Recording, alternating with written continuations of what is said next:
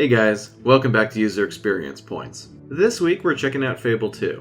Assisting me in recording footage this week is Fable Master and my wife, Jenna, controlling her gigantic female hero, Blade. Isn't she beautiful? I mean, just look at that. Whoa, okay, alright, let's just get started. So I'm going to start off on something really bad here, but I promise things get better. At first, Jenna wasn't even able to load her game because of some DLC that was purchased on my profile. The on-screen message was the best kind that simply presents the problem without offering any actual kind of solution. Thankfully, Jenna remembered that the solution to this problem is to simply have my profile sign in while she's playing. So we did that, but then she still had to exit and reopen the game. We were then presented with a confusing message that I'm assuming must have had something to do with my profile since it was the only thing that had changed since we last launched the game. Thankfully, with that finally all out of the way, Jenna was able to load her character. I'm not sure if this is something we could blame on Microsoft or the developer, because this is also a problem that we had with Mass Effect. Either way, it's a poor user experience that seems perfectly crafted to try to get you to purchase DLC twice.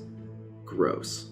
Okay, we got the nasty stuff out of the way, let's talk about something fun. In the Fable series, you communicate with other characters entirely through expressions. This could be anything from petting your dog to inviting someone back to your place for some hot coffee. There are 51 total to unlock, organized into 6 categories. You would think this many different actions would require some kind of large menu, but this is masterfully done with a radial menu that has 2 tiers. So whether you want to fart or do a little dance, all you need to do is select a category, then select an expression. Instinctually, the UX designer in me says that you should show what category is selected somewhere on screen, but I think the context for the expressions really lets them speak for themselves. I don't think anyone is going to be confused about which category they have selected when their choices are blow, kiss, or come back to my place. Even still, I'm surprised I haven't seen a tiered radial menu before because it's an incredibly intuitive way to map a whole bunch of commands to one menu.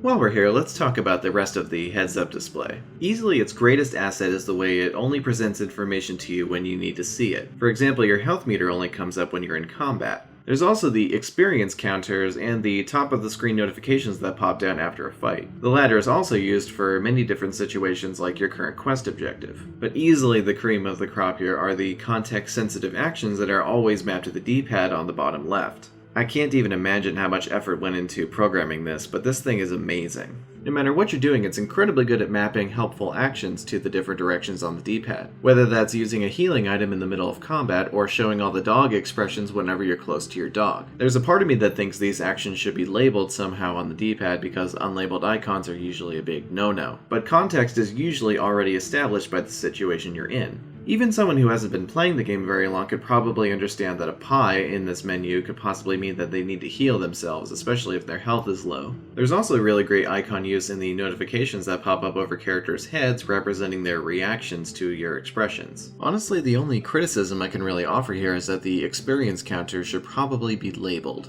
Even though the colors are used consistently throughout the interface to represent general experience, strength experience, etc., there's an accessibility concern for colorblind users, and it's confusing for anyone who played the first Fable game where red experience orbs represented strength and blue represented magic. This was switched in Fable 2 for some reason. Plus, come on, there's plenty of room for them up there. Okay, I've given the heads-up display way more time than I anticipated, let's move on. You know the problem with you? You just never shut up, do ya? Don't you ever wonder if your eyes are gonna, drop right out? Fable 2's main menu is one of the most consistent interfaces I've ever seen. This is both to its credit and to its not credit, because on one hand the menu is incredibly well organized and everything you need to do involves the same type of action. Whether you're equipping items onto your character or reading the perfectly competent e-manual, you're always selecting stuff from a list. I wouldn't call this execution efficient for users, but I would definitely call it accessible. I'm going to go ahead and say no one is going to have trouble looking at a list, figuring out which thing they want, and then selecting it. On the other hand, we've seen arguably better executions of similar actions in other games. Because most fantasy RPGs consider managing quests and equipping items on your character as 2 completely different types of interfaces. So they need to be designed differently to allow players to complete those tasks more efficiently. However, one could argue that a bunch of different types of menus just creates more things your players have to learn. So which one is better? Well, it kinda depends, honestly. User experience design and game design are actually pretty similar because they both involve crafting experiences that somebody else is going to interact with. So you need to know who you're selling to. Fable 2's menu was probably designed this way to be more accessible to people who don't usually play video games. And it was probably cheaper to make. Though personally, when it comes to designing an interface for a video game, it makes sense to me to create something that respects your player's ability to learn in order to complete their tasks more efficiently in the long run. Since by playing a video game, that's what they're doing anyways. But like I said, I hate to answer this question with "it depends," but it depends. However, there's one part of Fable 2's menu that perfectly complements its design. See, Fable doesn't have a map screen, at least in what is now considered the traditional sense. Instead, it's done like the rest of the menu. There's just a list of things you can select. But if you think about it, is this not a way more efficient way to find what you're looking for?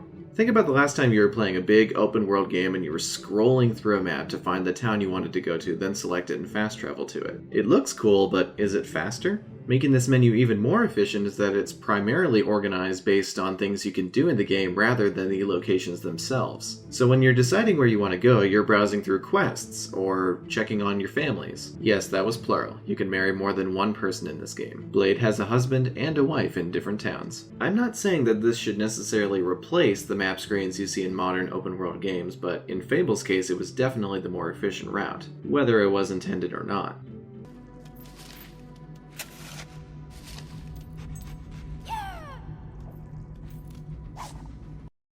And that concludes our examination of Fable 2. Thank you so much for watching. If you enjoyed this video, you should definitely subscribe because I upload a new episode of UXP every Friday. And next week is going to be the 20th episode, so I thought I'd celebrate again by doing another roundup. In the meantime, I'll leave you in the capable hands of this delightful bard from the pirate town of Bloodstone. See you all next week.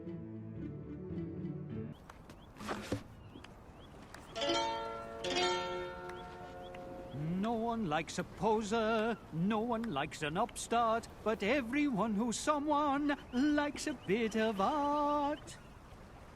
For you there is a statue, some say a magnum opus, where all can see the hero perfectly in focus. Come on. And so the hero vowed to stop the bandit's crimes and all his rot. They fought until the break of dawn, when Thag's foul head from neck was sawn.